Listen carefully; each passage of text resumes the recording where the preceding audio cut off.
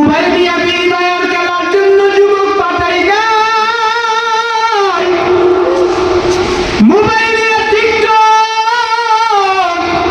দেখিয়া দেখিয়া সময় কাটানোর জন্য তোমাদেরকে পাঠাই। বড় তোমাদেরকে পাঠাইছি আমি আল্লাহর ইবাদত করার জন্য, আমি আল্লাহর ইবাদত করার জন্য তোমাদেরকে পাঠাইছি। সমস্ত ফেরেশতারা বলছে আল্লাহ আপনি পৃথিবীর জগতে মানুষদেরকে পাঠাইয়েন না, মানুষের পাঠাবেন না। আমি আল্লাহ তাআলা বললাম ও ফেরেশতারা বলো কেন মানুষ বানাইব না, কেন মানুষ পাঠাইব না? ফেরেশতারা ডাক দিয়া বলে আল্লাহ মানুষ বড় চালাক,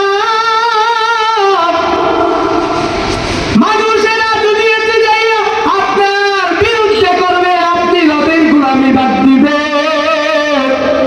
মানুষেরা আপনার হুকুম বাদ দিয়া 33 কোটি দেবতার ইবাদত করবে। আল্লাহ কয় না, মানুষেরা আমি আল্লাহর ইবাদত আদায় করবে, মালিকের ইবাদত, আমি মালিকের ইবাদত করবে। মানুষ ও গ্রাহকের যুবক, এখনো সময় আছে তওবা করার, এখনো সময় আছে, তওবা করে নাও, তওবা করে আল্লাহর ইবাদতে চলে আসো রে বাবা। আল্লাহ তাআলা ইব্রাহিম নবীকে দুনিয়াতে পাঠাইলেন। ইব্রাহিম পয়গম্বর দুনিয়াতে আসিয়া তাকায় তাকায় ইব্রাহিম নবী দেখতেছে মানুষেরা 33 কোটি দেবতার ইবাদত করে। ইব্রাহিম নবী তাকায় দেখি মানুষেরা 33 কোটি দেবতার ইবাদত আদায় করে। ইব্রাহিম নবী তাকায় দেখি মানুষেরা সূর্যের ইবাদত করতে আরম্ভ করে দেয়। ইব্রাহিম নবী ডাক দিয়া কয় ভাই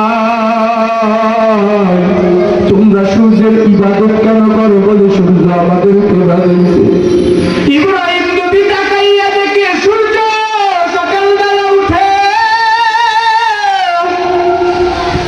ইব্রাহিম নবী তাকাইয়া দেখি সকালের সূর্য রাতের বেলা ডুবে যায়। ইব্রাহিম নবী কয় না, সূর্য আমার ইবাদত করনেওয়ালা মালিক হতে পারে না। ইব্রাহিম নবী কয় সূর্য আমার মালিক হতে পারে না। এবার ইব্রাহিম নবী তাকায় দেখে মানুষেরা চন্দ্রের ইবাদত করে। ইব্রাহিম নবী কয় না, চন্দ্র আমার ইবাদত হতে পারে না, চন্দ্র ডুবে যায়। ইব্রাহিম নবী ঘুরতেছে ঘুরতেছে ঘুরতেছে, সমস্ত মানুষেরা 33 কোটি দেবতার ইবাদত করতেছে। এবার ইব্রাহিম নবী তাকায় দেখে মানুষেরা সবাই মেলায় দিয়ে চলে যায়, মেলায় যাইতেছে। ও হিন্দুদের বড় ঘর যেখানে পূজা করা হয়, ওখানে মূর্তিগুলো সাজানো,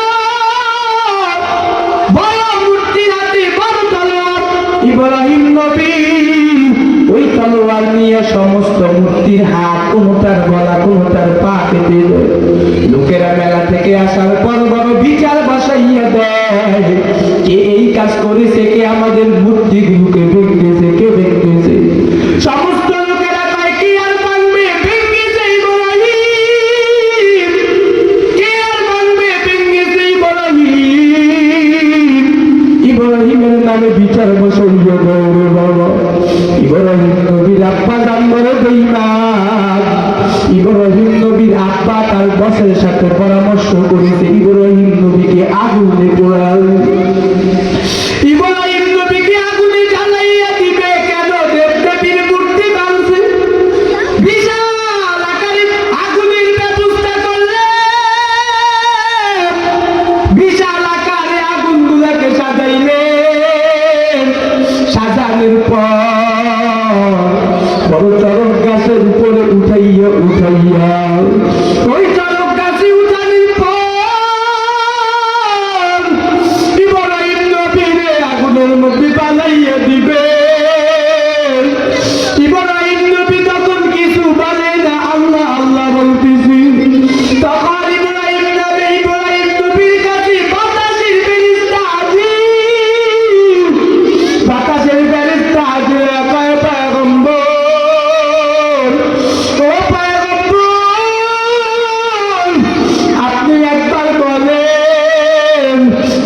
জ্বলতে দেরি, আমি আগুনকে ঠান্ডা করতে দেরি করবো না।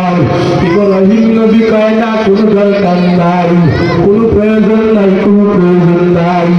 ইব্রাহিম নবীর কাছে আগুনের ফেরেশতা আসলেন, পানির ফেরেশতা আসলেন। ইব্রাহিম নবী কয় না না না, তোমাদের কারো দরকার নাই।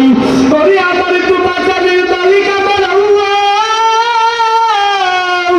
আমার তো বাঁচাইবেন আমার আল্লাহ,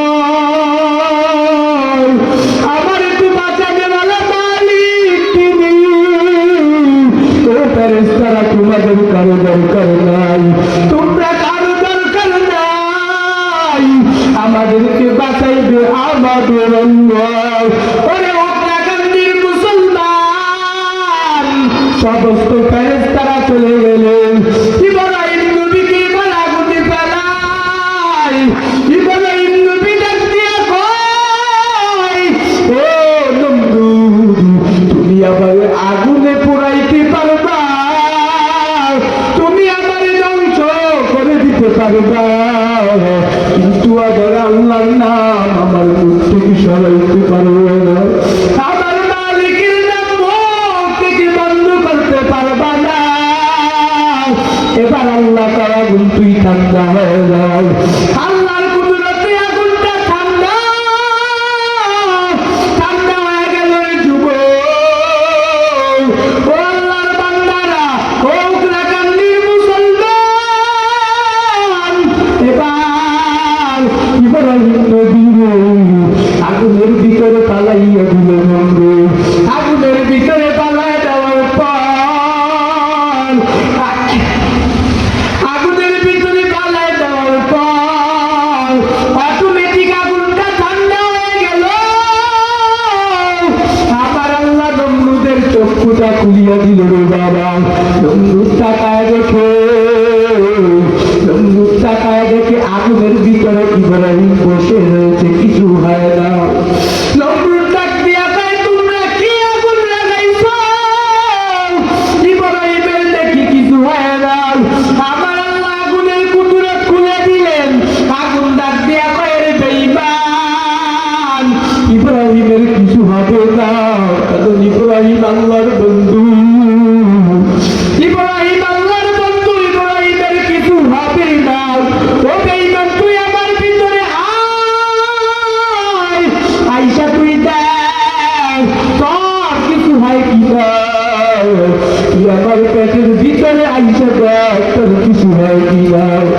উত্তরাখণ্ডের মুসলমান, তার মানে এখান থেকে শিক্ষা দেন, আমার আল্লাহর হুকুম, আল্লাহর ইবাদত মেনে চললে আল্লাহ আপনি সাহায্যকারী হয়ে গেল।